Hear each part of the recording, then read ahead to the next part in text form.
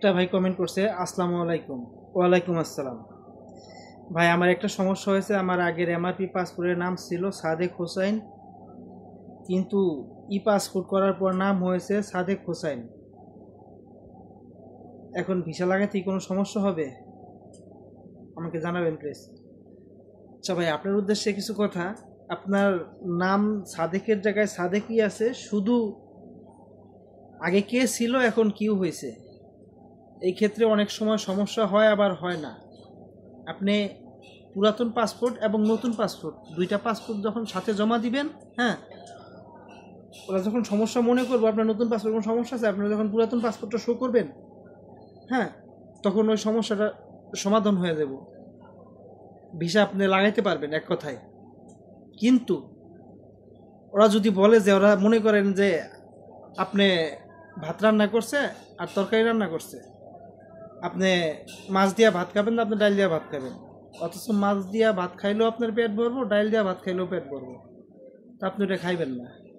Same ওই রকমই ভাই, যদি ওরা ভুলটা ধরে বসে, হ্যাঁ, আপনার দুইটা পাসপোর্ট আছে, সমস্যা হওয়ার কথা না।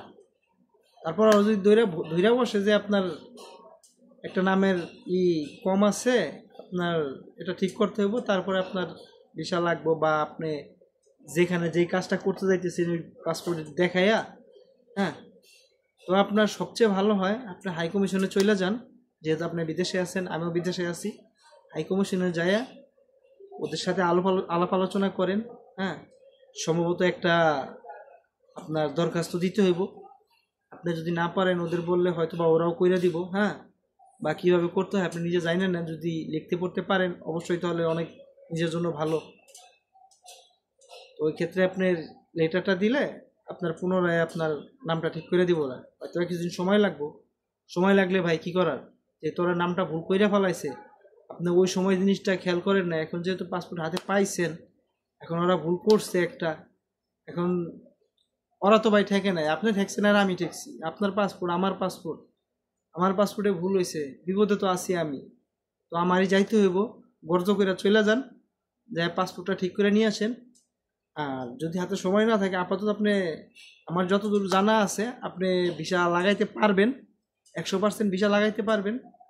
তারপরেও ভবিষ্যতে যদি কোনো সমস্যা হয়, বলা তো আর যায় না। কখনো ওরা পুরাতন রেকর্ড ঘাইটা দেখলো না, আপনার নতুন পাসপোর্টটা দেখেই ওরা আপনার অ্যাপ্রুভাল দিল না, তখন আপনি একটা বিপদে পড়লেন।